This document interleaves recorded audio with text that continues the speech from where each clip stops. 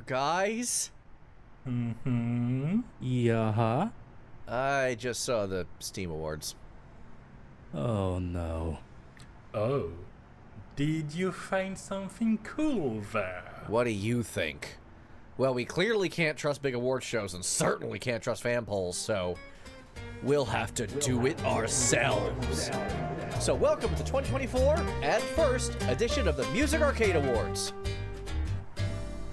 Hello everyone and welcome to Music Arcade. I'm Galen the Sound Guy Firestone. I'm Ranakel, ranked number 1 Ranakel in a local fan poll of one person. And I'm Eddie, and Ryan just stole my joke, so I got nothing. It's mine now. Oh god. So after last episode, we all kind of got together and decided, hey, let's maybe do our own award show. And I immediately ran into a big problem that I didn't actually play many games from this year. I played a lot of prior year games, but that turned into a problem real quick. I think I played exactly 2 games that released this year and 2 DLCs, maybe 3, and that's about it. I had no such problems, admittedly. Even though I had a bit more of a busy year than I'm used to. Still managed to find some time for some good video games. They keep coming out. They do. They do keep coming out. The bigger issue for me wasn't even the time. It was just A, lack of energy because life changes, stuff in the background. And B, gaming is getting more expensive in Brazil and I don't like it. They could make it more expensive? I'm surprised, surely there's gotta be a cap somewhere. I don't want to talk about why because it involves politics, so let's move forward. I think that's probably wise. Now, given our different circumstances, we all came at this year's selection with a bit of a different personal rule set. Yeah. Although it looks like all of us stuck with games that released this year. Yes, that's the base premise. You'd think that would be an easy one to follow, but I mean, the Grammys already screwed that one up, so, who knows? Exactly. So for my end, what I decided on, to narrow things, was ports and remakes don't count, which would have eliminated most of the Game Awards pick. Yep. Extensions and content patches also count for the original game, meaning they only counted if they released the same year as the game. Now, I had a different rule for this one. My version of this was expansions and content patches did count as their own thing if it had a certain amount of original music, and I would only count those songs, nothing that came before.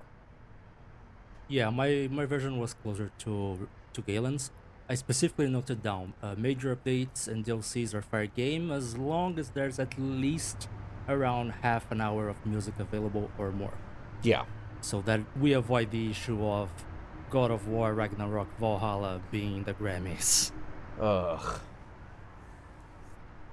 As for what counts as a game being released, if it's 1, playable by anyone, and 2, willing to take money, it's released even if it's not a 1.0 release. Which is fair. It's out there, it's playable. Yeah. I specifically went with 1.0 or upwards, but I can't argue against that. It's just different approaches. Of course, it's different rule sets that we chose. There's not one that's better than the other, but it's nice to have the frame well defined in order to know where we stand for. And it's nice to have the transparency. Exactly. If we do this again next year, and I hope we do, we should probably decide on a unified rule set between all of us. I think that would probably be a little more sane, but I think we came up with some really great picks here. There's some really interesting stuff. Oh yeah, that's a very good selection of tracks. And how about we start from the bottom with Eddie's number 3 picks and the fact that it comes from below in its own context. Yeah, third place for me goes to Cryptmaster. Uh, this is already gonna set a little bit of a mood for my picks, not in the sense of the songs being similar across the three games, but in the sense that part of the reason, let me rephrase that. Part of the way I evaluated quality for my personal taste here is also how unique it was. Not necessarily novel and completely new, but how did it uniquely fit that game? How did it create an identity for that unique specific game? Yeah, and Which you and say you picked games that don't necessarily sound similar between each other. I would say for a lot of them, they don't even have a lot of similar track within their own soundtracks. Yeah. It's a very diverse set of picks. It's great. yeah, this one is probably the most diverse of the three, Cryptmaster. So, anyone not familiar, it's an indie game. It's basically a mixture of those old typing games, like Typing of the Dead and whatnot.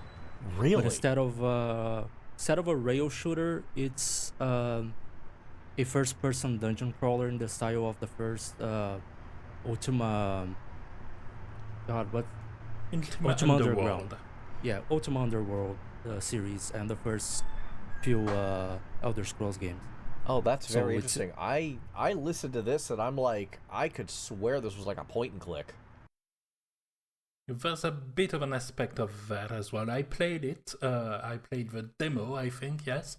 And yeah, no, it's conceptually very interesting. It's part guessing game, part adventure, with a very unique setting, and it has the aesthetic of something that's very dark with its monochrome art style, but it's also very, very light-hearted in that. Yeah, the narrator is kind of wacky, let's say. And not just the narrator either. Like, you have a party of goofballs, zombified goofballs, but still. Yeah. I've heard someone compare like the general vibe of this game to Tales from the Crypt, specifically the Oh, Crypt okay. Keeper. So it's sort of that vibe, but in black and white. So it kind of looks more serious at first, but it's somewhere between a serious adventure game and a wacky, slightly wacky comedy.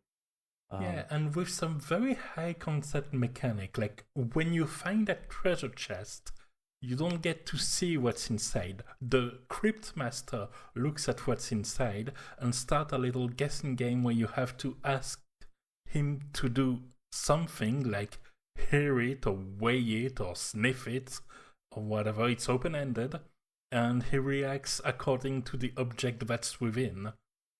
And if you end up getting it right in a few amount of picks, you get the letters that constitute the object, which allow you to unlock further abilities for your characters. Yeah, And I gotta listen to the soundtrack, and it's like the first track I'm listening to. It's like gothic, check. Creepy piano, check. Atmospheric, double check. Sure sounds like an Eddie pick. Yeah, and you'd think it'd stay there. No, it goes places. There's a harpsichord track that's really cool. A song called Whatever has some really cool guitars going on. I'm a bit of a sucker for those. Like, this is a really cool soundtrack. yeah, there's some I imagine they must be combat tracks. There's a few cuts with some solid guitars in there. I really love the sounds of those guitars. Yeah. In But, so many ways, the game is just brimming with creativity, and the soundtrack is one of those ways. Yeah. It's definitely a bit of a sleeper pick. I think it went under a lot of people's radars. But I knew going in that the soundtrack would be at least pleasant. I didn't expect the amount of variety I managed to get out of this, and every time it went into somewhere new, it was still very, very cool. So with that, it earns the third place for me, very, very easily in my mind. Yeah, I, as someone who has played the game, I didn't really have it in my radar, but now that you bring it up, like, there's absolutely an argument for that. Yeah. 100%. It's really cool. I don't know what else to say. I'm not gonna. I don't have much else to say either because I haven't played any of my top 3 picks, so I don't have much to add about how it plays in the context of the game. Well, I played exactly one of mine. I played all of mine. Well, aren't you fancy? That wasn't even a rule, it's just that it was a deciding factor for one of those where I had basically third place, equal between 2 possible picks, and that ended up being one of the deciding. The one that won out in the end being Like a Dragon Infinite Wealth. I like this soundtrack. I don't love it. I feel like personally, if I had a top 5, it might sneak in, but it wasn't going to make my top 3 for the year. I guess what really made me consider it for the podium was that a bit of a recontextualization. Because given that you and me, Galen, we were on the Towards the Year of the Dragon podcast, and we played a lot of these games, one per month for over a year, and so it's easy within that to compare Like a Dragon soundtrack with other Like a Dragon soundtracks, in which case, yeah, I'd say it's probably not one of the most memorable ones. Yeah. But taken on its own and compared to just the video game soundtracks that went in my radar this year, I think it's still a very solid pick. It's got very fun combat tracks, it's got diverse atmospheres, it's got some very high pieces that help depict the factions that are involved. It's got some heroes that stayed with me all through the year, and so I thought it deserved the recognition. That's from fair. me. That's fair. I haven't managed to listen to the full soundtrack to this one yet. What I've heard, it's pretty cool. That's kind of par for the course for the Like a Dragon franchise. I don't recall a soundtrack of theirs that I would like listen to it and go, this is bad or anything. Yeah. This They've was just produced like, mid soundtracks, not bad ones. yeah. This sounded, what I heard of this sounded pretty cool. It's a pretty nice pick. It's alright, it's well produced, it's got the gang themes, it's got the epic build up to a climactic scene. Mm-hmm. It's got the kind of broad stroke atmospheres that make for the nice accompaniment to a unique modern era RPG. Yeah. There are definitely tracks on here I really like. It's hard to say the first final boss, but it is. The story is split into 2 parties, and Party 1 fights its final boss before Party 2 has its final chapter, so Party 1's final boss music still haunts me. I know people keep talking about Party 2's for, you know, the Yakuza fandom is the Yakuza fandom. I'm not going to describe why that is. But Party 1's is like, oh, this is actually really cool. Weirdly, the totally not Pokemon we swear, please don't sue us Nintendo minigame, that has some cool battle music. Yeah. It was pretty... it drove you forward. Yeah. Yeah. It's got some tracks in there. Absolutely. If it was only games that I played, it might be top 3, and if it was a top 5, I feel like it would sneak in the bottom of a top 5 for me, but it didn't quite make the cut for me compared... Like, even... I would have picked... Like, we'll talk about this during honorable mentions. I feel like, personally, I would have picked Dawn Trail over this. Yeah, checks out. I mean, to be fair, there's multiple very good soundtracks, and there isn't any single one on our selection for any of the top 3s that I dislike or even am mid on. There's only one I'm mid on, and we'll talk about that later. Alright then. For now, let's move on to the next pick. That is both your number 3, Galen, and Eddie's number 2. I blame the Game Awards for this one, because I wouldn't have listened to the Metaphor ReFantazio soundtrack before I actually played the game if I wasn't made to do it last episode. Yeah, exactly. And probably we won't have shared a lot, and we shared a lot of our reactions to that, which were very positive. Yeah. Not just because it was the least remakey soundtrack of the lot. Yeah, I'm not even sure whether I will eventually play this game or not, but I still probably would not have stopped to check the soundtrack without it appearing in the previous episode. Yeah. I definitely will at some point. This development team has proven themselves to be very, very good at RPGs. Yeah, like, one of the main reasons why I haven't pulled the trigger along with my big purchase of the day was because of the expectation of a re-released version that will add some more to the game. That's been my problem too. This is an ongoing thing with Atlas. At some point, you reap the parts of your reputation that you deserve. I'm sorry. You make good games. You make even better games after one more year in the oven. Uh-huh. At least Capcom learned to stop doing that with Street Fighter. If Sega ever stops learning, it'll be a miracle. But yeah, Metaphor ReFantazio, what a soundtrack. What a soundtrack. Like, it's got really cool use of vocals. It's definitely got the fantasy flair, but I don't think I'm listening to Uematsu. I don't think I'm listening to Jeremy Soule. It's its own energy. And it doesn't sound like what you'd expect from Shoji Meguro. No.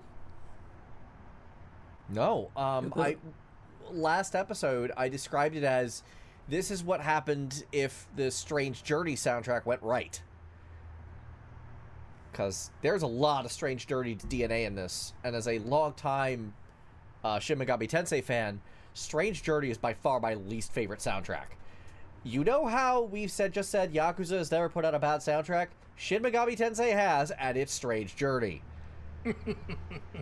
Oof. If we're comparing Sega RPGs, I have got to make that direct comparison. Yeah, of course. But the fact that they managed to make something that's comparable but very enjoyable is pretty amazing. Yeah. I will say, originally, like, if it didn't have all those interesting vocal bits throughout the soundtrack, it probably would have been a bit lower on my list. Yeah. Those kind of pulled it upwards quite a bit. I'm a sucker for cool use of vocals. You know that about me by now with all the gushing about Nier I do. Oh yeah, and this was really, really interesting, really neat sounding. Yeah. And even the cuts that kind of sound like anime soundtrack, it's still a unique soundtrack. It's not like, let's copy this anime, let's copy that one. It still carves its own identity. Yeah, it's got gravitas. It does. As I like to say, music is more than just notes, and dismissing arrangement or instrumentation as not part of the tapestry is foolish. Like, absolutely. Like, the human voice is a great instrument to play with. It really We've is. had it for a while now, and we still find interesting ways to make it work. Yeah. So, yeah, I'm with you on this one, Eddie. If it wasn't for the vocals and the use thereof, this would be a lot lower on mine as well. But it didn't turn out that way. It was actually really good. Yeah. That it was.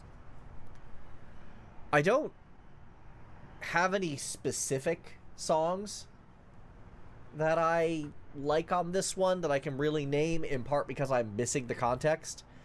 Yeah, of course.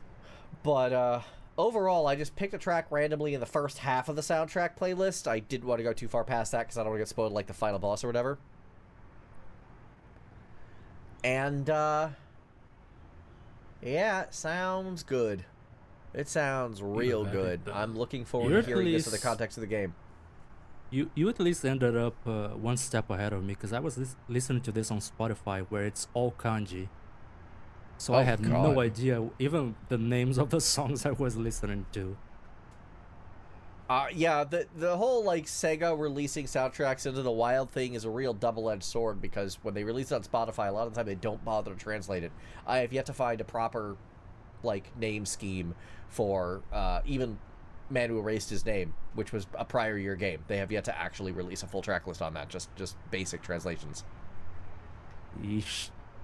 How strange. Yeah, Sega, I'm increasingly convinced they're very good at making music and not good at releasing it. Still better than Square, though.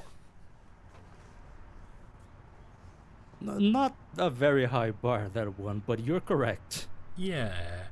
And there are some instances where they manage to do punctually worse. Like, was it the Kiwami 2 that was basically a non-release? Yeah, Kiwami 2 was basically a non-release, so I ended up listening to effectively a game rip of that one. And then there... So I think they have Judgment and Lost Judgment as one single soundtrack, even though the game released like 2-3 years apart? They did, but there is also a full Lost Judgment soundtrack out there. They did actually fix this problem. They made the same mistake again, but they fixed it. Okay.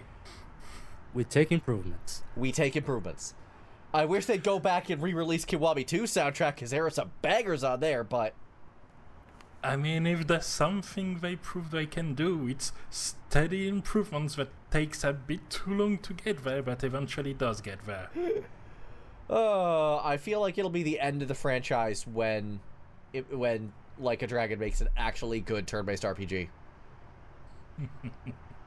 I know that could be a controversial statement. We will probably get to that when I get to honorable mentions, because we're going to bring up Infinite Wealth again. Excellent. And with that, I mean, Eddie, do you have anything to add, or do we just move on to Rana's number 2? Let's lord over some unicorns, I guess. Yeah, in number 2 and not number 1, contrary to what my praise for the soundtrack suggested, because turns out when you do some research, you find a lot of, oh right, that one, and one of them did eke out the win, but the Unicorn Overlord soundtrack is really, really good. It's just well put together. It is. It's like the only thing I have that kind of holds it back is tied to the very essence of the game it's in. The game is a throwback. It feels like a lost cult classic from 2004. It plays like one, and it sounds like one. It does. This one's got real, we have Sakimoto at home energy, which is kind of the point, because the lead composer, I believe, was a disciple of Hitoshi Sakimoto, and I don't... Vanillaware has worked with him in the past. I don't know why they just hired him.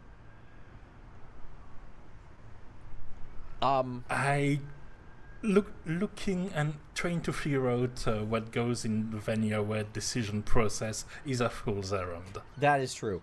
I will say... Yes, this is a subtweet of the fact that they haven't gone for a PC release. Anyway, also a very 2004 attitude.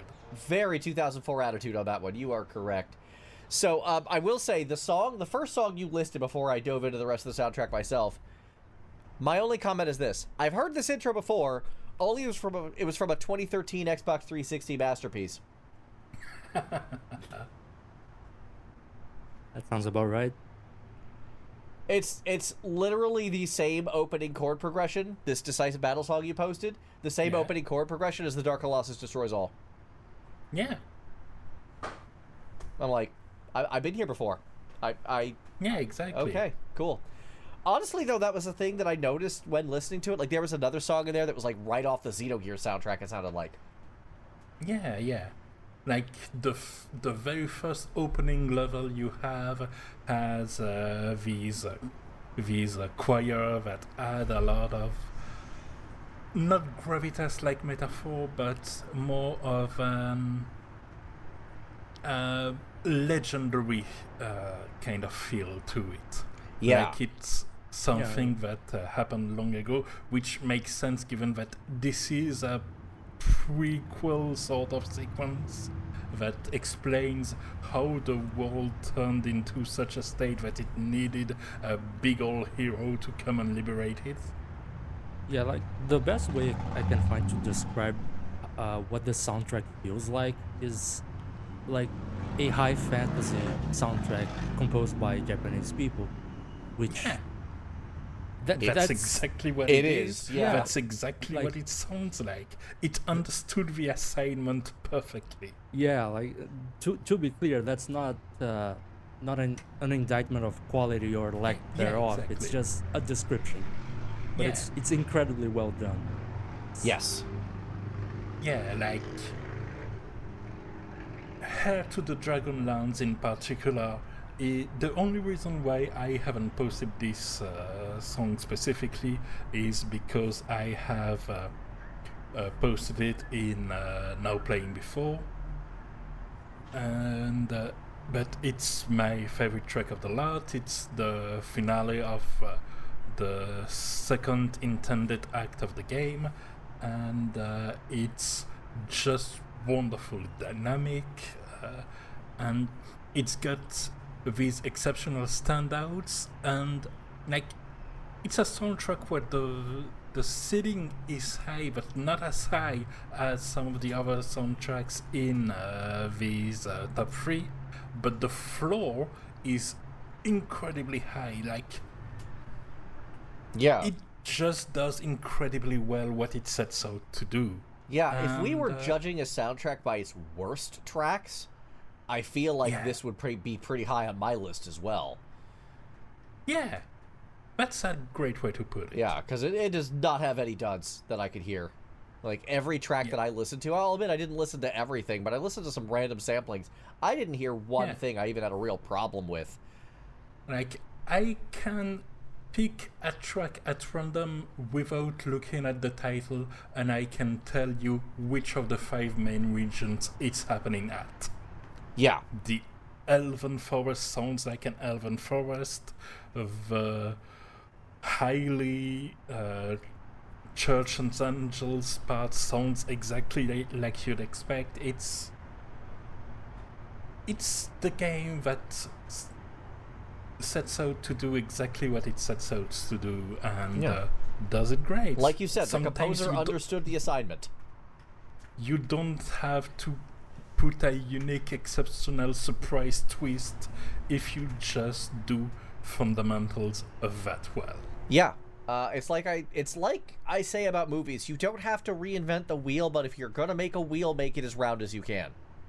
Exactly, and that is a very round wheel indeed. Yep. I hadn't heard that one before, but I hope I can find a way to put that into my daily vocabulary now. Now then, we've talked before about a certain company's ability to take a game and then finish it 1 year after in a re-release. Let's keep at it then. Yeah, so finish it 1 year later is no joke. The difference between SMT5 Vanilla and SMT5 Vengeance is the difference between Final Fantasy 13 and Final Fantasy 13-2. I never want to even Which look are at vanilla two again. different games. Yeah. Yeah. It's amazing what Vengeance did. And it's not I mean, even for just... starters, it has a better frame rate, so that helps. Well, not being on the Switch is the reason for that one, that's for sure. Exactly.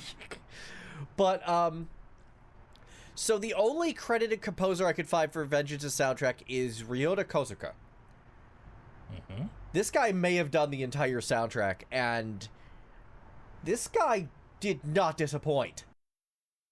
Yeah, like, it's a re-release of a previous version of the game. How many tracks can it add? Like, 10, 12 maybe? Try like 50. This was a full soundtrack. Like, there's random music, new cuts everywhere. Like, there's little mini games where you play as demons and do little, like, tasks as the demons. And each one of those has its own soundtrack bits. Little stuff like that. Which it didn't have in the original, then. No, that did not happen in the original at all. You get Detective Pixie. It is one of the coolest things ever, and it's got a really cool, funky soundtrack to go with it. Amazing. Then you have some great new boss fights for the new storyline. The Kadishu's boss music, I brought that up before. It's so good. Yeah, like, some of those tracks are really intense. Yeah, and then you really have... blood-pumpingly fast. And on the subject of funk, one of the new bosses is Beelzebub. He shows up, and he's got the funkiest boss music I think I've ever heard in my life. I'm jamming out to this thing. I don't think I heard that track. Check it out. Check out Beelzebub's boss music. It is a jam. I was blown away by how, like, significant of an addition this was musically. Like, it just all sounds like a complete soundtrack. Shocker, Yeah, like, right? I remember seeing an interview, and I'm not exaggerating or inventing something when I say this is them taking a year to finish it. They literally said after they released SMT5 that they were frustrated, they couldn't do everything they wanted to do to make the experience complete, and that this was the occasion to do that. Yeah. Yeah, I believe it when I see the reactions. I haven't played it myself, but given the amount and the quality of what they've added and how well it integrates. Yeah, but, like, it's not that this is a re-release of the game, it's that SMT5 was a beta of the full game that Vengeance is. Correct. 100% correct. And the only thing you lose for playing the vanilla version at this point is jank, because the entire vanilla story is still on there, and even has a couple of additions to it to make it more filled out. So if you want to do the canon creation, that hasn't gone away. Yeah. I have so much love for this. And this is not even taking into account SMT5's base game soundtrack, which is still solid. Yeah, exactly. Like, I remember you already liking it, but there was a feeling that something was missing. Yeah. And which it literally was. It literally was. And once they re-added it, I'm like, oh, I get it. This is actually the sequel to Nocturne we've all been waiting for. Awesome. Yeah. Mission accomplished. You did it. This is a terrific game. And then, just a couple of weeks ago even, they added a patch with a brand new boss with its own, for free, with its own boss music. Oh, that's amazing. Not even like a throwback or something like that, just a whole new theme. Whole new theme. I mean, it takes some cues from, like, older, I think, SMT1 Law theme. But, okay. Yeah, but not a outright remix. No one's ever going to accuse us of that at all. I'm more surprised that it was free, considering what you guys have been talking about SMT re-releases and stuff. New boss, Fair. couple you of know new... what? Fair. Yeah. New boss, couple of new quests, 6 new navigators who just hang out with you, selected by fan polls, 3 from the West and 3 from Japan. Ooh. And I'm like, this is great. Everything about this is great. This just makes me happy inside. I know jack it about the just sounds franchise, like and yet that still sounds impressive to me. Yeah. That just sounds like them being able to do a labor of love. Yeah. I thought that the end game, especially of SMT5, was fairly weak. Yeah. I This... remember you saying that. Yeah. And I remember you not saying that about Vengeance. No. Those bosses go so hard. It's really good. This soundtrack is, again, a labor of love. Ryota Kazuka, great work. Thank you. You completed a game that desperately needed it, and now it will rank amongst the modern classics for me. I wouldn't have said that about Vanilla, even Vanilla's soundtrack. Yeah.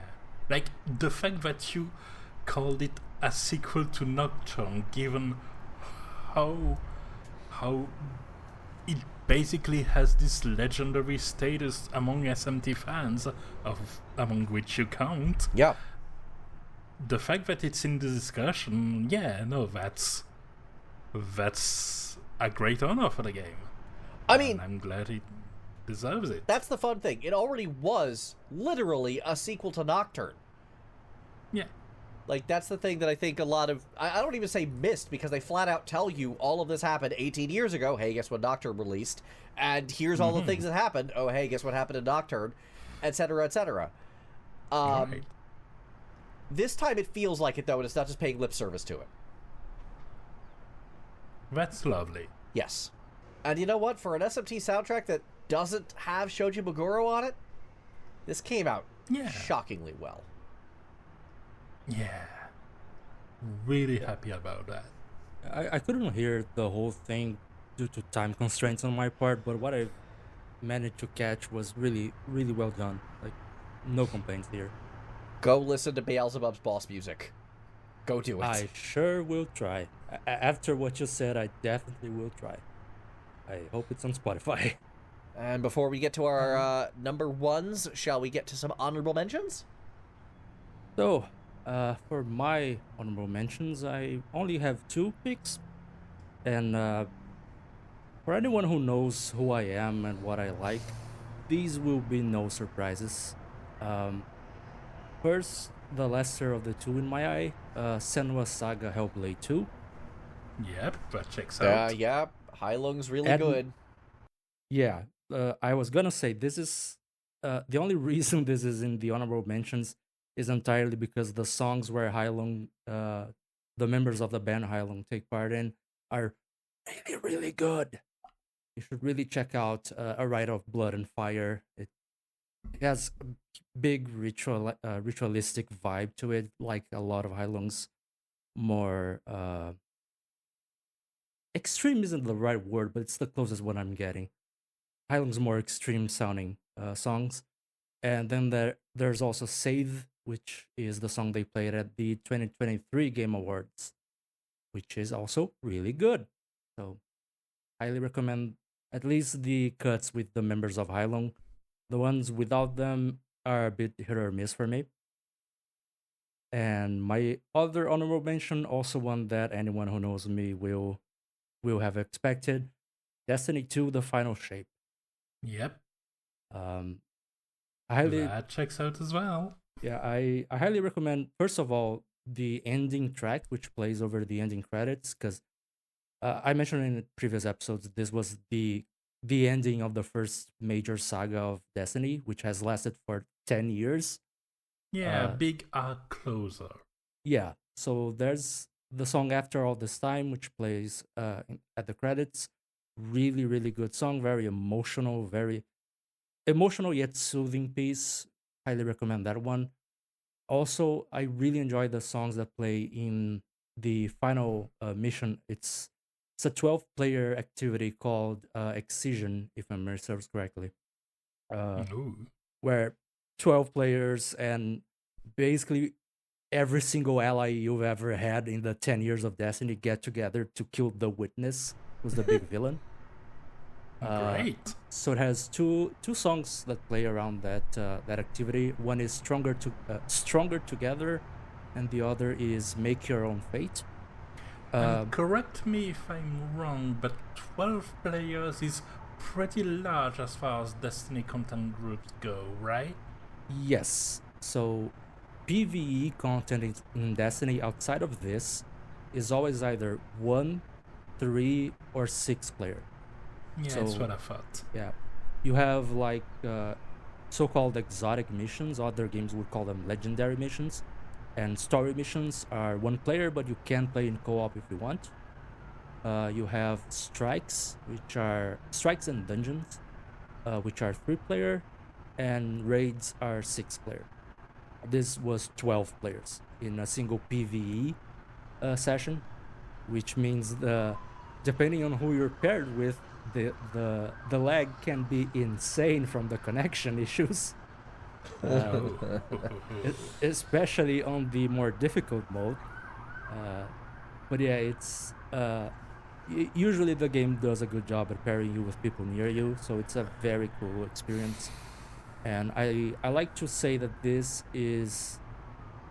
was the game doing the Avengers Endgame thing of everyone joining together to kill Thanos better than Avengers Endgame, because Destiny has some very strong leitmotifs for factions or characters, and so even in the music you felt like everyone was joining you, and it's a really, really powerful moment for people who have been fans of the franchise. Even in my case, I joined the franchise only in 2018.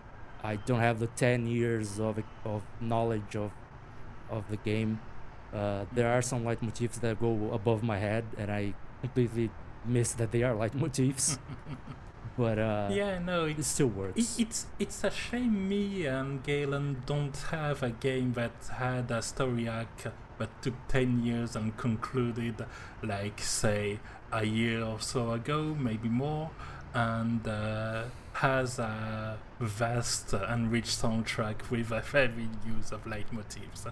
So we can't really have a point of comparison. No, certainly not. Yeah, I can't imagine that. At least if there's one, it doesn't dawn on me.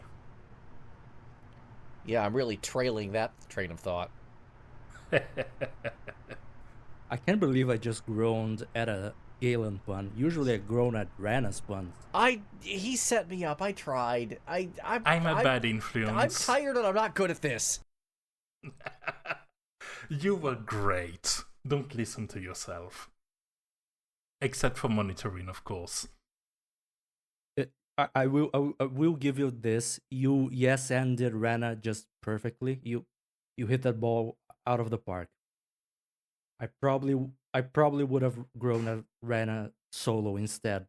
You just took the blunt of it because you were the last one in on the pun. But yeah, that's my honorable mention. So, Rana? All right. Well, I will have, excluding games I'm going to talk about in now playing, 2 honorable mention and 1 dishonorable mention. So, I'm going to start with Mario vs. Donkey Kong. They re-released the game on the Switch. It's a whole remake of the game that originally released on Game Boy Advance. And it's just a fun little puzzle game that sparked its own series, but I really liked its soundtrack. Soundtrack by Laurent Schredler, Bruce Stark, David Kitay, Tackett Brown, and Greg Dixon. See, Nintendo, that's how you credit your artist. Was it that hard? Yeah, for them it kind of is, isn't it?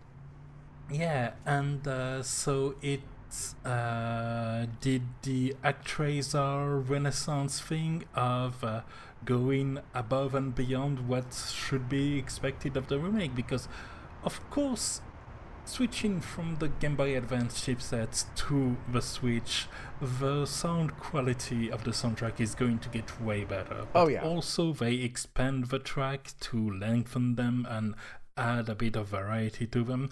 And then they add entirely new pieces from each of the different biomes, instead of having the same standard short rotation of 3 or 4 tracks for its main levels. And the instruments sound like they should sound instead of how they sound in your mind's eye after hearing them from the Game Boy Advance version. And that's just a very lovely upgrade. Didn't fit my parameters for the soundtracks that were eligible for the actual picks, but I really liked what I heard, and so here it is. Yeah, it's worth acknowledging, for sure. Yeah. Then, second honorable mention is probably one of the low-key most important game that released this year when it comes to what it will mean for the coming years, which is Kunitsu-Gami Path of the Goddess. Which was Capcom's releasing kind of like... Remember in 2002 when Square Enix decided to release like 3 games that were just out of left field, like Harvestella, Diophil Chronicles, and Valkyrie Elysium, which were like very PS2 cult classic vibes to them. Yeah, very niche kind of. Kunitsu-Gami is Capcom doing that for them, but without the high expectations that the game definitely isn't going to hit that Square Enix put on their games. They just released this... No, go ahead. I hadn't heard of this game before. I'm checking the details on Wikipedia. It's really, really highly rated. Yeah, it's got this unicorn overlord feel of a cult classic lost in time. And why I say it's important is not because of its gameplay. In fact, I haven't played it myself, but I bought it today. But there's the fact that they are following through on that. Capcom has stated that they plan to reignite old IPs, and that would have felt like a bit of a nostalgia bait if they didn't release Kunitsu-Gami and prove that they still had teams that had this spirit of innovation, of trying weird things. Like, this game is a Japanese folklore-based tower defense, kinda. It's hard to tell. Kinda and is hard to tell, okay. Yeah. And its soundtrack has a lot of extremely Japanese folk music that basically I think it's Eddie's vibe to a very intense level. And then they added also some collaboration track with Okami. Now you might remember that some things happened related to Okami, which is also why I said this game has repercussions. Yeah, turns out we're finally getting a sequel after decades. Yeah, because Hideki Kamiya, which left Platinum Games, rejoined Capcom as the head of its own sub-studio named Clover's Plural. And he's going to handle Okami, and I think part of convincing him was this game. Huh. You know, looking at its Steam page, I can see why you said it's a tower defense kinda. Because Steam tells me similar to games you've played. Bloons Tower Defense 6 and Hades. Yes. That's a combo. One of those is not a tower defense. Exactly.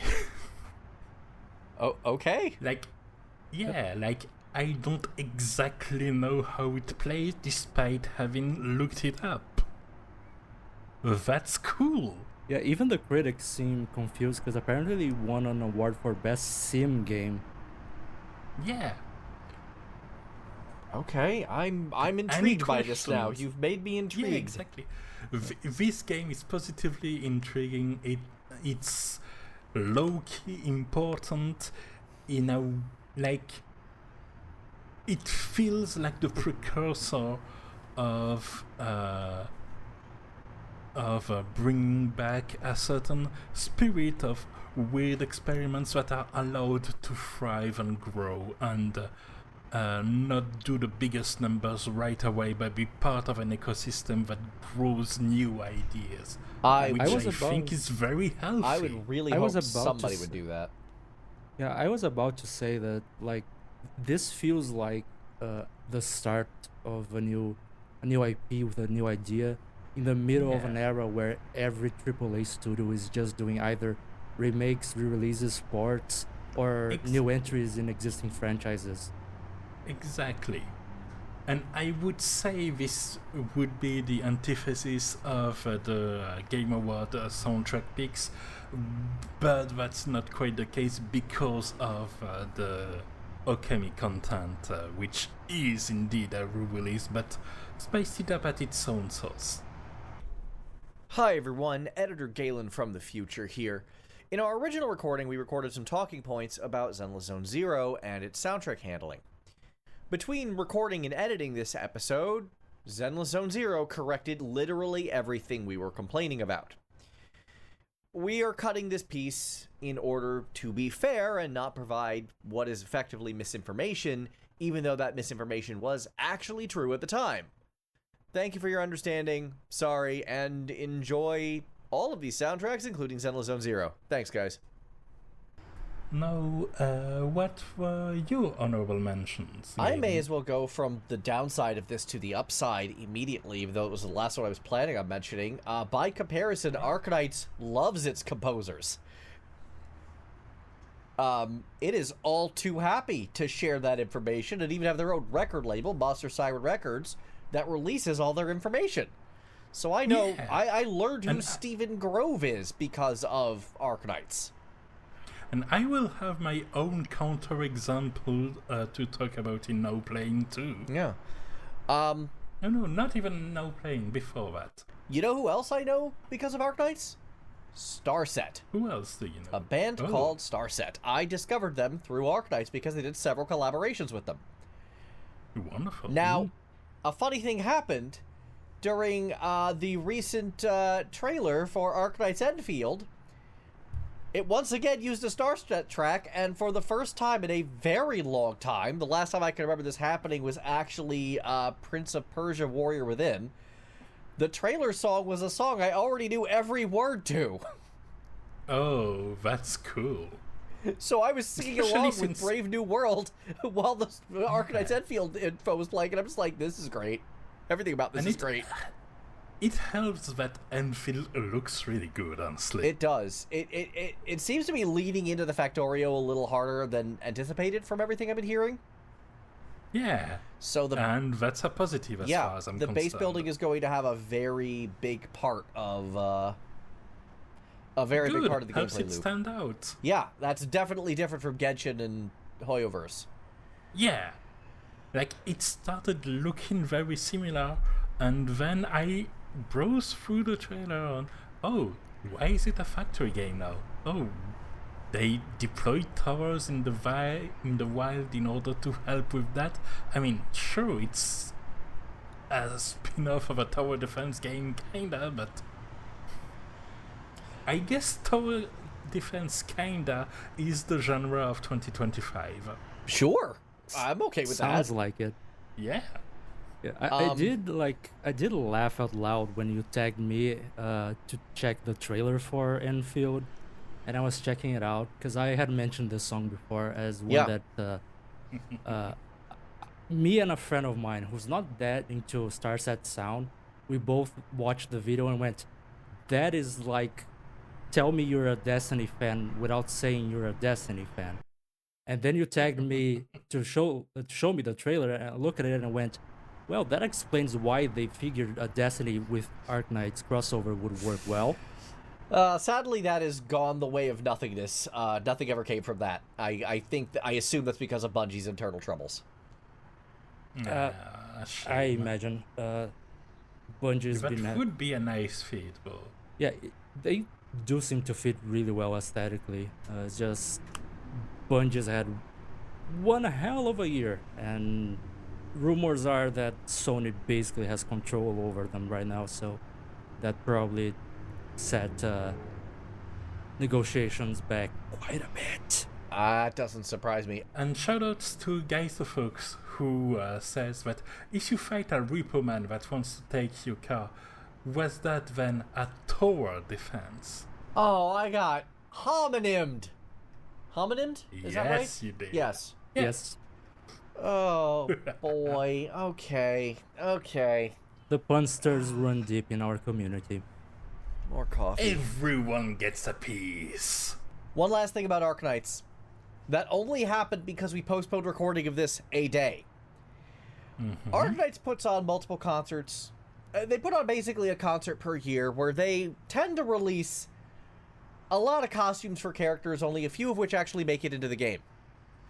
Yes. Recently, they brought one out of mothballs in the form of the Director Neon costume, which we saw when we actually reviewed Ambient Synesthesia, I think 2023. Between last night and this morning, they have once again resurrected an Ambient Synesthesia costume celebrating Amia's birthday. Ah, so that's the one I saw coming by. Yeah, so all of a sudden, we have another Ambient Synesthesia costume that we can now actually get, and I purchased it immediately this morning, and it actually, the attack is Amiya playing a violin at enemies, which is deeply funny. Oh, wonderful. So, I'm only able to talk about that because we postponed the episode for a day, because this happened last night as of recording. It's funny, I saw it go by and I reacted to it purely because of a similarity to a character design in Genshin Impact, where one of the character has, as a point of plot, a diamond-shaped yellow mark on his throat. And this one, if it's the costume I'm thinking about, has the character that has like 6 of those. Oh yeah, no, she's got the little... Yeah. Not quite civilated so turret. that's why I paid attention a little bit to that and that's chuckled. funny. Yeah. Okay, moving on to my actual honorable mentions. Arknights would have made the list had I considered it like just this year's stuff, but I thought that was kind of almost cheating. Everspace 2, the little indie game that could. They just announced a new expansion coming out next year. Wonderful news. Yeah, the music is very, like, 80s synthwave. It's not my favorite soundtrack of all time, but it's fun to listen to. It elevates the game. There's a lot of bleeps and bloops. Skipping ahead slightly, Eddie's number 1 pick scratches this exact same itch way better than Everspace did, but it also still deserves to be acknowledged. And it is a very interesting approach to a space sim. You don't usually see that in space sims. They tend to go for more ambient music. Yeah, this one definitely doesn't do that. You get your 80s out of it, which is nice. Dawn Trail. Now, I've said that while I find that Dawn Trail's soundtrack overall is better than Endwalker's, Endwalker's best songs are still better than Dawn Trail's best songs. Yeah. With the one exception. God Give It All is a good song.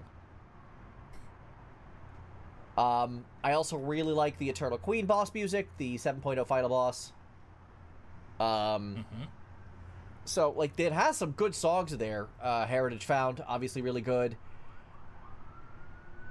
It's just... Yeah, to go ahead of why No Plane pick, that is the one I picked to represent it, because I finally finished Dawn Trail, and there's definitely some nice... like, especially in the later part, the soundtrack has definitely some impactful little bits of music. Yeah, for sure. And that left me shockingly, like, it just wasn't good enough to elevate it over Metaphor. It just wasn't good enough to elevate it over SMG5. There's a lot to like here, but it had to stay off the list for a variety of reasons. If it was, however, only games I played, it definitely would have made the list. Also, really looking forward to Pulse 2. Yeah. I'm kind of middling on Pulse, generally. Like, I like it, but I don't love it, but I'm interested to hear what they do for the second one. Yeah, I mean, they've already released half of it. Yeah. But the weed picks are in the second half. Like, I think the most interesting one for the first half is the Tuliolal Day theme. How do you electrify? You know what? I guess I'll find out. Yeah? How do you electrify Tuliolal? Well, how indeed? Well, how about with giant square spaceships? Yup. Oh, I really did not see. I liked that. That made me happy when that happened. And I think that's it for my honorable mentions. Alright. Then let's go into each of our favorite soundtrack of the year, starting with Eddie's very unexpected but very interesting pick. I've never heard this song, this game before, and I was very pleased with what I heard here. I have seen this game but had not heard this game. I am back to that indie well of games, and I continue to sound overly patriotic on the podcast compared to my real identity outside of the podcast, because this is a Brazilian game. I didn't know that. Cool. Oh. And not only is it a Brazilian game, it was composed by a Brazilian composer, which is pretty nice. They could have gone for like some freelance online or whatever. Yeah, of course. Just one moment, because I'm blanking on the guy's name. Sure thing. Right, back in. Look it up. Yeah, back in. So the main composer here is one Fernando Pepe. There's also Matheus Polatti credited as a second composer. It's basically, well, to explain the soundtrack, we have to explain a little bit of the game first, in that it's kind of from what I understand, a roguelite boomer shooter, where you have a timer that's continuously going down, but it goes back up. You gain time whenever you kill someone. And all of that is in an 80s retro futuristic anime aesthetic, and is all incredibly bright colors. Yes. Yeah. So I could tell that from the soundtrack. That, again, this one scratches that 80s itch way better than Everspace 2, but, like, it just... My exact my notes here were no thoughts, just jams. Yeah, it's like 90% synthwave, 80s synthwave. Yeah. Very well made 80s synthwave, I should note. Yeah. And the guys don't hide their influences, because track 5 on the album is titled Nakamura Plaza. If you know Die Hard, that should sound a little bit familiar to a name you know. Just a bit. And also it has some bossa nova cuts in the soundtrack that I did not expect, but they fit in really well. Yeah, it was a really cool addition to add a bit of diversity, because when hearing the first sounds, you expect, okay, I know what to expect, because between the visuals, the genre, and the first bits of sound, I was like, at least, yeah, I know, I've played this game. It was called Hotline Miami. It was pretty good. This definitely has some Hotline Miami energy. Yeah, but then it goes in a very different way. Some very strong instrumentation that I think is a very cool choice. Yeah. Like, it doesn't lean on the electronic aspect as hard as most games going for a synthwave soundtrack do, and I think that's a very cool choice. Yeah, I would describe this one as a dark horse, but I'll be damned if I don't get why you put it as number one. This is absolutely really good. And also, like, I've already mentioned multiple times in the past bossa nova in the context of other games. When we did our Dawn Trail special, I mentioned how things didn't quite feel like they were made by South Americans. This was made by a Brazilian, and there's one track in particular that I highlighted called Do You Bossa? Can You Bossa? Sorry, which is basically a bossa nova instrumental done perfectly, brilliantly. Yeah, like the composer can. Yeah, he knows. Like he knows. Yeah. I will say one weird side effect of this game that had on my brain, though. Every time I listened to a song from this soundtrack, I would walk away from my computer, and suddenly Armored Armadillo's music from Mega Man X1 would pop into my head. I have no idea why. I'm baffled but curious. You're not the only one. This is a soundtrack where, like, if you check out the title track, Jack the Mullet Mad, I imagine it must play, like, in an intro video that leads to the main menu or something. You pretty much get most of the vibe of the soundtrack, which is really well done, 80s synthwave. Yeah. But I highly recommend doing a deep dive into the full soundtrack because there are some cuts here that sound like again, there's bossa nova, there's some more harsher sounding cuts here and there that remind me a little bit of some boss themes from Streets of Rage 4, like a track that's just titled all caps Mullet. Yeah. Which I'll be honest, every time I read that track title, I can only think of Kendrick Lamar right now. If you know, you know. But yeah, it's a really cool soundtrack. I didn't expect to enjoy this much. Like I was looking forward to this game when I heard about it, which, as a fellow Brazilian, it makes sense that I would have heard of this game. But yeah, this surprised me in a very positive way.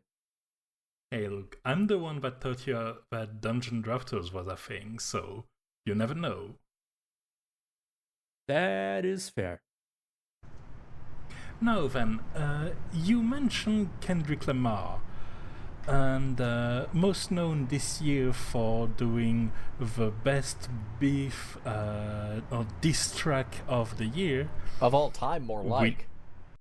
Yeah, but second best of the year, I think, surprisingly goes to my soundtrack for number one, Hades 2. Because yes, there is one track that's a diss track that one very mad boss writes, obviously, after you've beat her one or two times.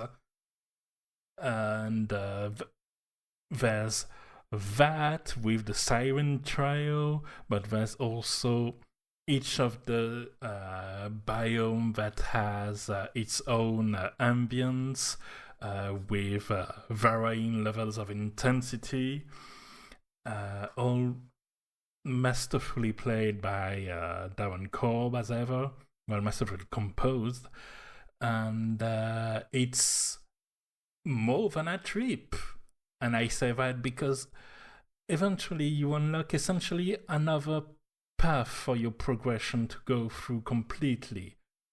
Basically, the release of the early access version has most of the amount of content than the first Hades had at 1.0 release, and then they added another update with the third part of one of the paths that has you go to Mount Olympus. So yeah, then they added what drove it over the edge and kind of made it nudge Unicorn Overlord off that first part was going to Mount Olympus and having Darren Korb ask for reinforcements from Osin Wintory and have these huge sweeping orchestral pieces that befit the Mountain of the Gods in its panicked state, and it's just already a whole lot. It's all incredibly high quality, it's diverse, it's powerful, it's number one. It's number one. So It's credited with enough precision that I can tell you the name of the clarinet player. I mean, good. Good on Supergiant. Yeah. Like, they do not make bad stuff, and they're pretty good about their people, too. Shout outs to us finding the clarinets again. Exactly. just to have a talk. I listened to a lot of the soundtrack, and this was literally the only one that, for whatever reason, didn't click with me. Oh, really? And I wish I knew why, because everything you're saying, I can't deny a word of it. There's a lot of diversity here. There's a lot of interesting things going on. But for whatever reason, I just wasn't feeling it. I wonder if it's a context thing. Do I need to play it? Will it sink into my head at that point? It may do that because it's a soundtrack that has musical phrases that vary depending on your situation. Like the track, for instance, for Mountain of the Gods that I listed is over 7 minutes, but it moves from the later half, which is more intense when you are actually in battles, and then it scales back. And it does that over the course of its different events in its different areas. And then, of course, there's the burst music. There's like the whole second area of the first progression path as you go through the area that has the sirens as the end boss. But you hear from them all throughout the level with not even distant tones, but more like a haunting hum that on some parts become just a full song while you are exploring and clearing out masses of monsters with your incredibly fun tool sets. Yeah, that's I think the trick is I think I'm just missing so much of the context here personally. Supergiant has always done a great job at sort of incorporating the music into the game, not just writing a soundtrack. It is a part of the world as much as the aesthetics and as much as the gameplay itself. Yeah. See Transistor, for example. Yeah, exactly. But again, even with that, like, I'm not joking when I think that the diss track is amazing. Just the title, I'm going to claw out your eyes and drown you to death, is a title that sends a strong message. Yeah, no, that's pretty clear as to what that's supposed to mean. Clearly that's a very cozy tavern song. Yeah, exactly. And it's also so full of what's the personality of the characters like the song starts with the boss accusing the main character of being obsessed with them when it's so clear that it's the other way around, and it's just brilliant pieces of singing and characterization and music, and I just really love this soundtrack. I'm eagerly looking forward to the proper 1.0 release to give this game a play. Yeah, like the idea it's going to get even better. Yeah. It's crazy. Yeah, I kind of avoided listening to most of the soundtrack because, again, like I said, they integrate the music with the gameplay and the story a lot at Supergiant.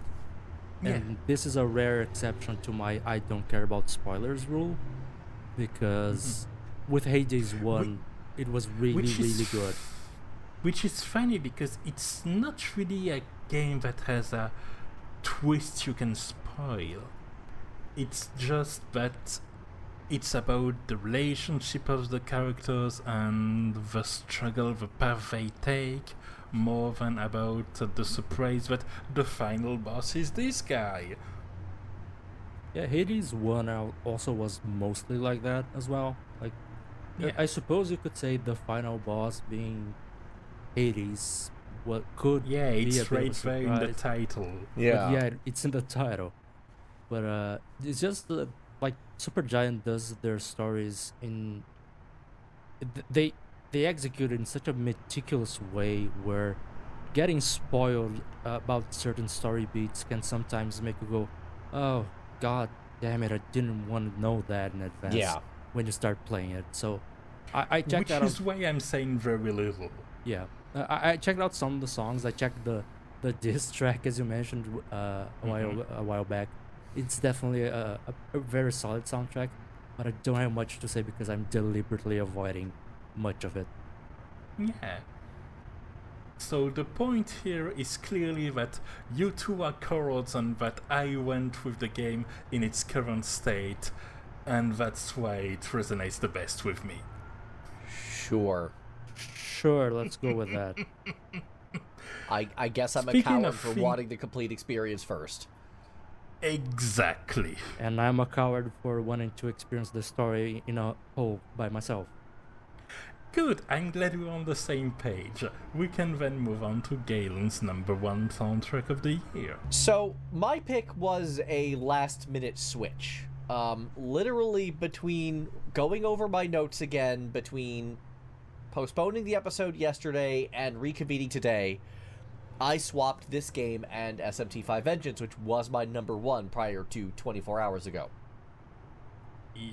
This is a game I haven't played from a genre I don't even like. Yes. Which is why it was honestly surprising to see it there. It was surprising. Well, I mean, the music in the Souls-like genre is always... It's a franchise about boss fights. The boss music had better be good or you're doing it wrong. And no arguments from me. yeah, say what you will. Like, I know he gets memed on a lot about here, but Dark Souls 1 is one of Motoi Sakuraba's most influential soundtracks for a reason. Absolutely. And now, with the release of Shadow of the Erdtree, we're kind of seeing the end result of that influence.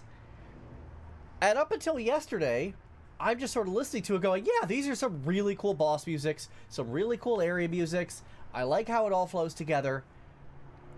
It wasn't until I realized just how representative each song was for what's going on that I realized the genius of this soundtrack, even as a content expansion. So I noticed the first boss theme listed is the Divine Beast Dancing Lion. Yeah. And I'm listening to it, I'm going, oh, cool, this is in 3-4. That's neat. You don't see a whole lot of triplicate time in games like this, especially for a boss fight. You're almost always in 4-4 on boss fights. Yeah. And then I listen to the next song. But that makes sense because it's a dancing lion. It's got cultural significance. Yeah. It's like the boss fight is literally two guys underneath the outside of the lion, kind of. Yeah. It moves like that. Exactly. Then I listen to the next so boss. It sounds like that. It's also in triplicate time. I'm like, interesting. Move on to the next boss. Also in triplicate time. Wait, is this whole soundtrack in triplicate time? So I go through each and every boss fight, and there's only 3 exceptions. Each and every boss that has something to do with the main plot is in triplicate time. That kind of goes into the overall cosmology of the story, and how this religion is semi-Christian, so it seems to be leading into the Trinity, and how all of Marika's groups of kids are all groups of 3. Also, of groups of 3 is the fact that every important and notable NPC has a name starting in one of 3 letters. G, R, or M. Yeah, which has because to do... of J.R.R. Martin. Well, not just that. I mean, yes, that's the outside of it, but also internally it's because they're either Radagon's kid, Godfrey's kid, or... Marika. Marika. Well, I mean, they're all Marika's kids. Marika's the mom. Yes. So, it all kind of fits together with that there. The exceptions are Midra, who is outside the cosmology. He's part of the Frenzied Flame cult. His theme is in 4-4. Consort Radon, the new god on campus. Which is strange. You'd think as the first Lord of the Frenzied Flame, you'd have something wilder or stranger than a 4-4. I think it's actually supposed to be a 2-2, referring to the 2 fingers. But it's a little hard to tell. Okay. We've talked about this before. Time signature math is esoteric and kind of silly. and subjective in some ways. Yes.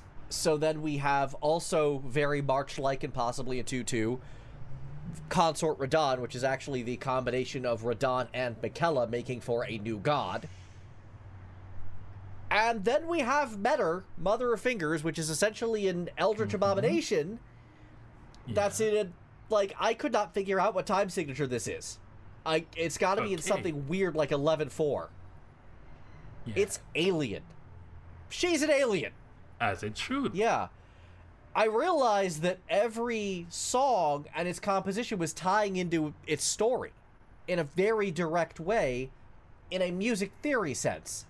It's literally forcing the vibes on you. And I'm like, oh, that's genius. Yeah, they know what they're doing. Yeah. So literally, the way the music interacts with the story and kind of influences that thinking, if you know music theory, is kind of incredible. Yeah, I didn't know those details. That's very cool. Yeah, I only just discovered that last night. I had known that. Yeah. Yeah. It would... I'm not sure it would have made its way onto my top 3, but it certainly would have at least made its way onto my honorable mentions if I had known that. Yeah. Yeah. And now I kind of want to go back to the base game, the base Elden Ring soundtrack, and see if similar things are at play. Even though you are very much not a Souls-like guy. I am not a Souls-like guy. I don't know if I'm ever going to play this game. I feel like this is the one I would play for a few reasons. 1, no breakable weapons. Screw you, Dark Souls 2. Yes.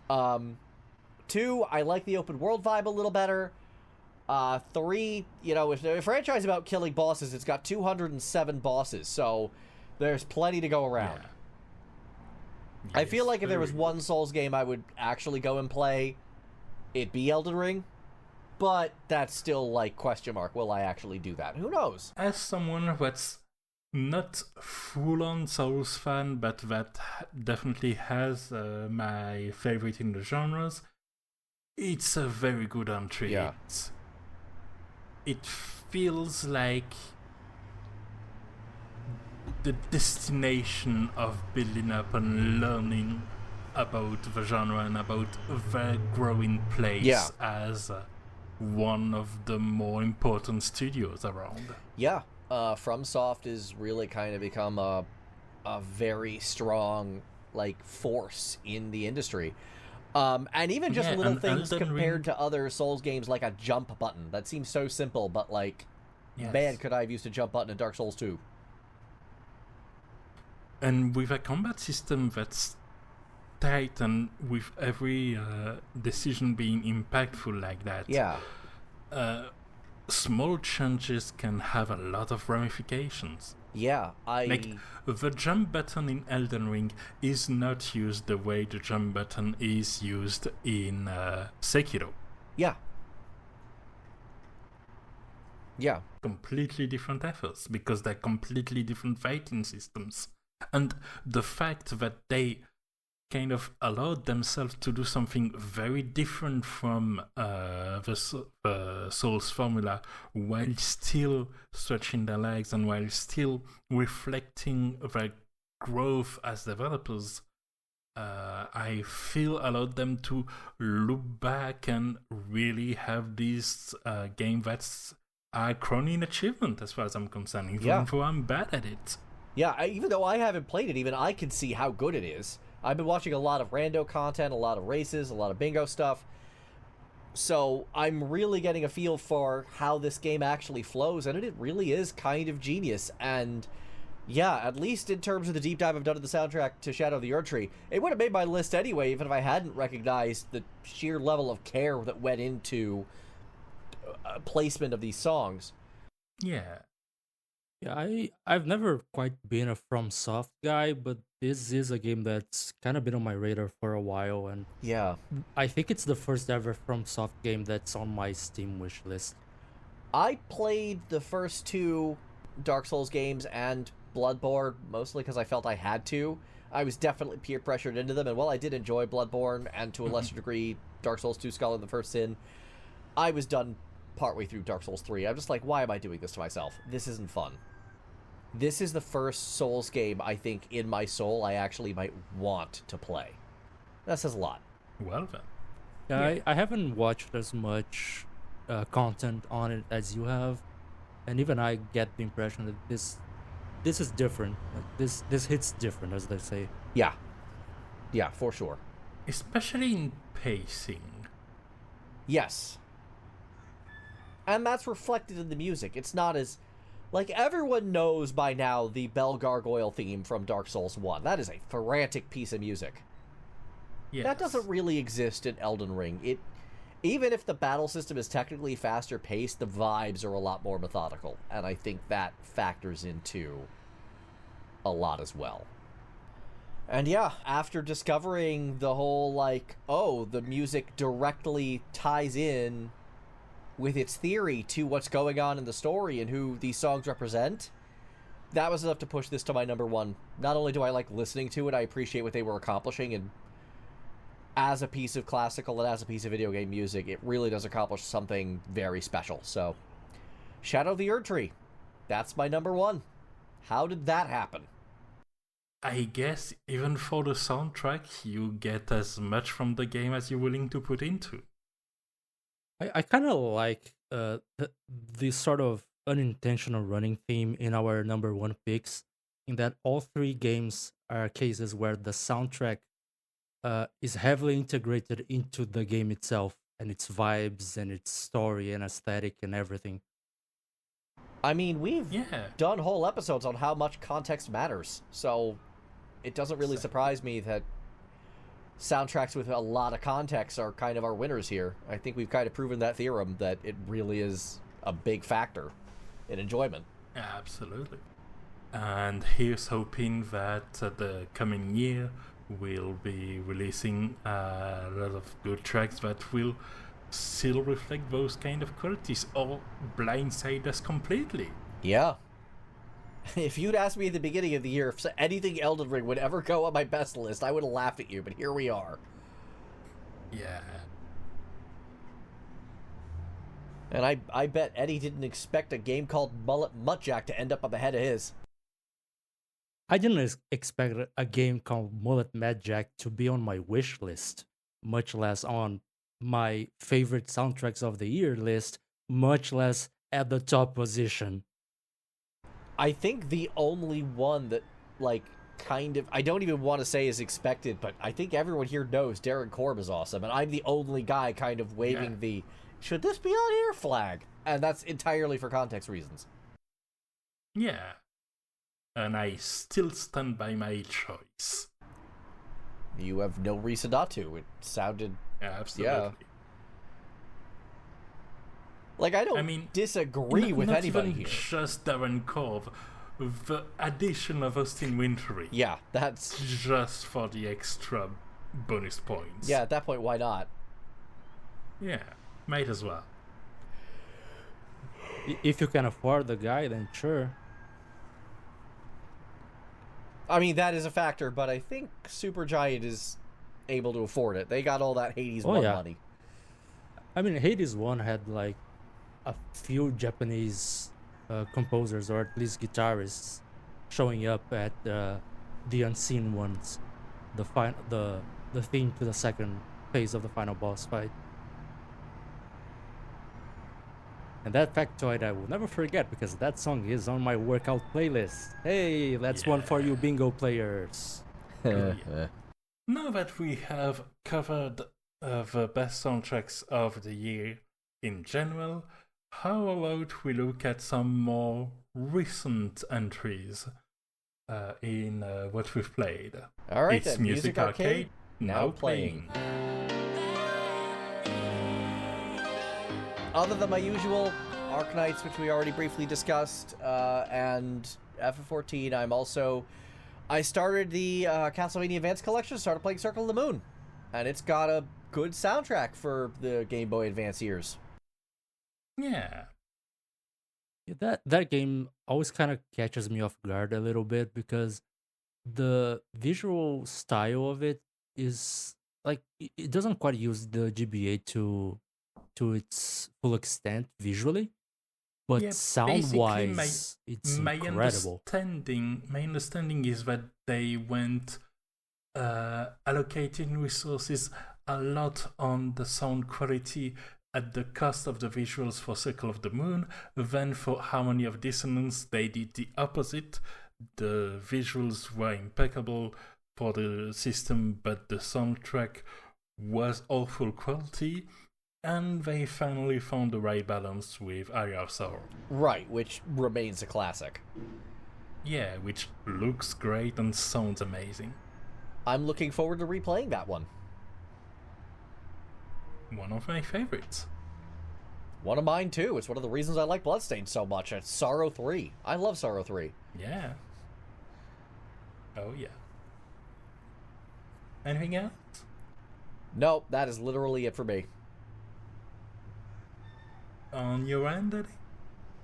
I only have one game on my end because I work in marketing and it's nearly Christmas. You can imagine the rest. But I did get during the Steam sale. It was after the autumn sale, but before the winter sale.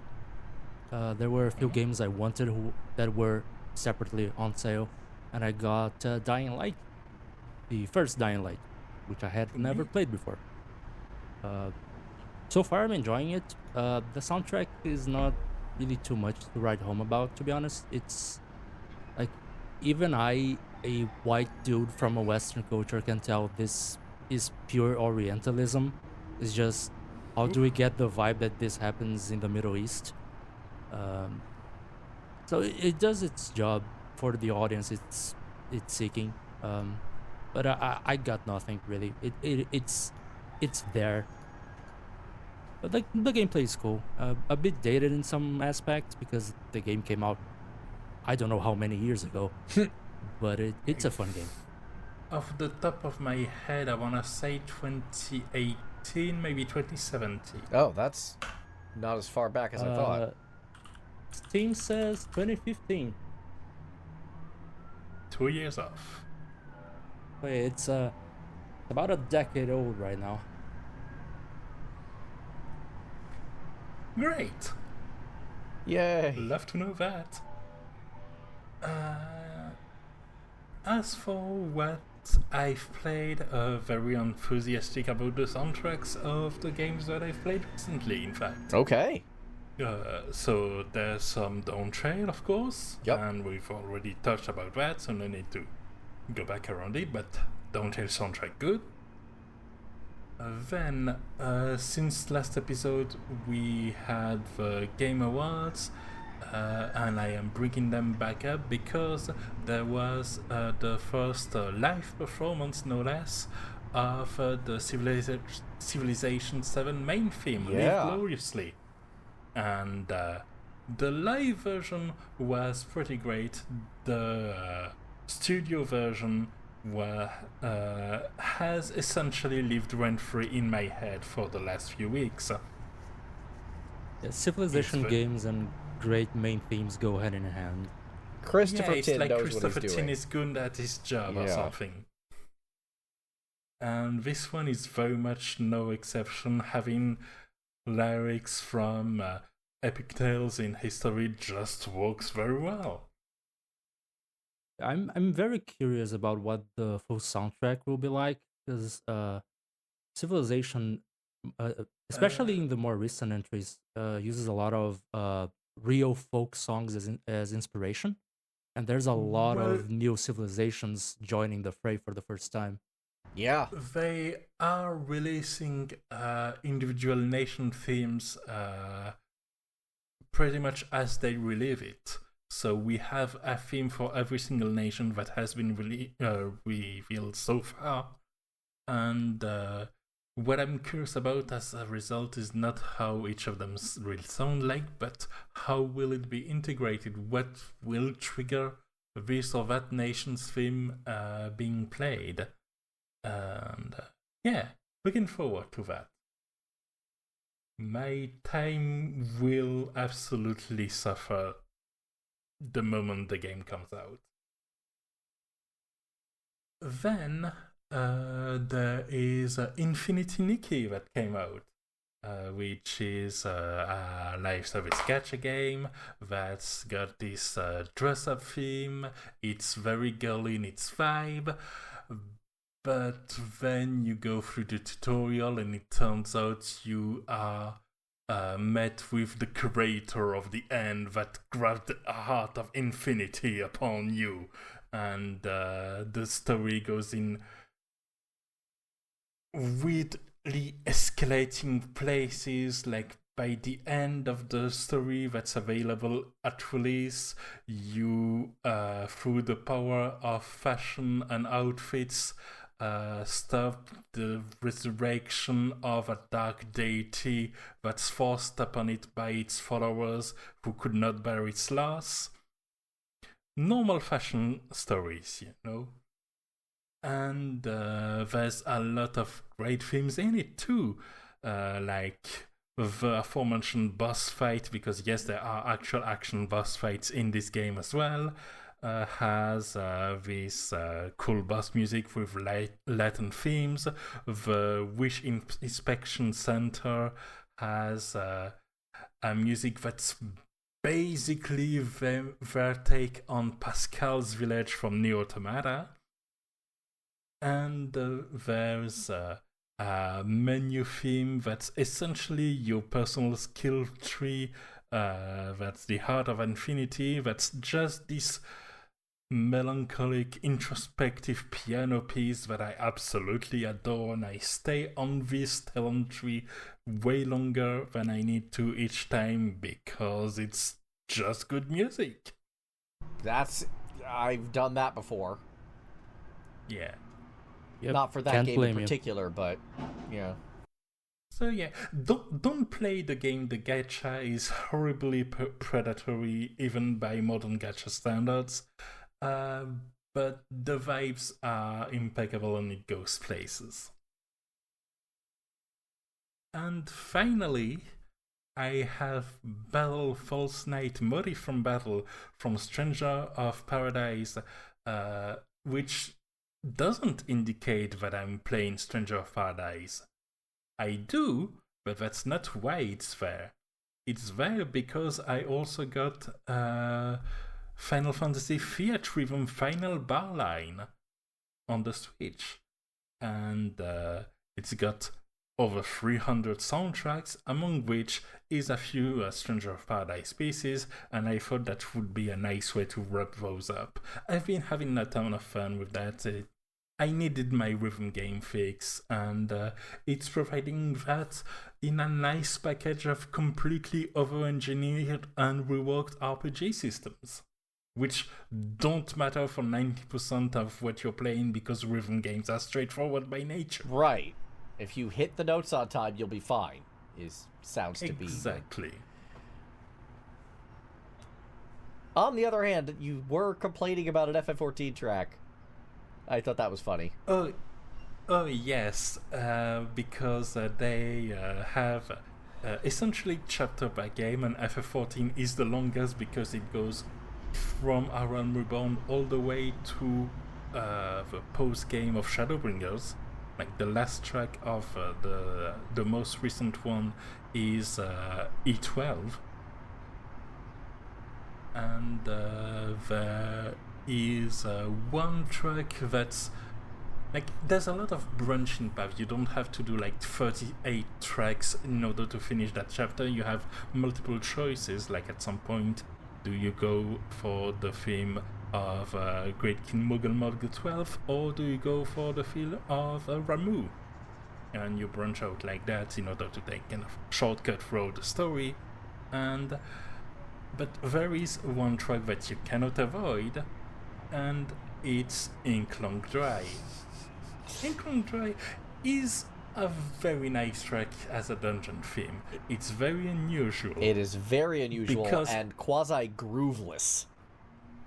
It has no rhythm. Yep. On purpose. Yeah. And having that as a mandatory step in a rhythm game is pure sadism. Yes. That's what we would call a choice. Yeah. Like, to be clear, I sent in multiple servers, but I was incredibly mad about that. But in a way where I can't help but respect the troll. You know what? That's a way to do it. I'm Yeah, kind of like, with it's you on that making a one. I don't want to statement. play it, and that feels bad, but from an outsider, like, I respect if they're going to make someone's life miserable. They're not doing it with a fast song, they're doing it with an asynchronous one. Exactly. Like, the only other game I can think of that did something to that degree was Sequence. The game that on a baseline level makes you play 3 games of Dance Dance Revolution at once in an RPG system. Right, I remember And that. and its final level removes part of the game system and barrages you with a track that's not only fast, dense, slow-moving piano, but there's a change. Like the rhythm key changes like 7 times in the song at least, just to mess with you. Ouch. It's great. I do like when the game pushes back here and there, you know? And with that, that is all the time we have for this episode. Thank you guys so much for tuning in as we looked back at the best soundtracks of the year. Certainly some very, very interesting stuff going on here. And I'm glad we did this. I feel like this is something we probably should have started doing a while ago. They keep releasing good soundtracks. They do, don't they? You just need to pay more attention to the soundtracks than the award shows do. Well, that's not a high bar, is it? No, it's not. And with that, we will see you all in the new year for our next episode. Have a good one, everyone. Happy holidays. Happy holidays, everybody. Happy holidays.